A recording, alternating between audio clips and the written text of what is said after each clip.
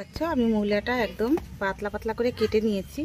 আমি এর ভিতরে এই যে পরিমাণ মতন নুন দিয়ে দেবো, নুনের গুঁড়োও দিয়ে দেবো।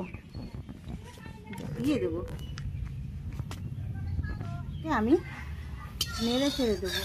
কাঁচা লঙ্কা ছিঁড়ে রেখেছিলাম, ওই লঙ্কাটা আমি দিয়ে দেবো। বন্ধুরা দেখতে পাচ্ছি, আমি মূলাটা ঢেকে দেবো। ঢেকে দিয়ে রেখে দিলাম। ছোলাটা এখানে দিয়ে দিলাম, দিয়ে এখন ভালো করে দেখো নাড়াচাড়া করছি। পেস্ট কুচিয়ে রেখেছিলাম, ওটা পরিমাণ মতন দিয়ে দিচ্ছি। এরকম করে নেড়ে চেড়ে বন্ধুরা দেখো ভাজাটা আমার হয়ে গেছে। মূলা দিয়ে পেস্ট দিয়ে যদি ভাজা করো, এইভাবে কিন্তু রুটি দিয়ে খেতেও খুবই স্বাদ হবে। তো এটাকে আমি ঢেলে নেবো, কেননা এটা হয়ে গেছে। কি সুন্দর হয়েছে।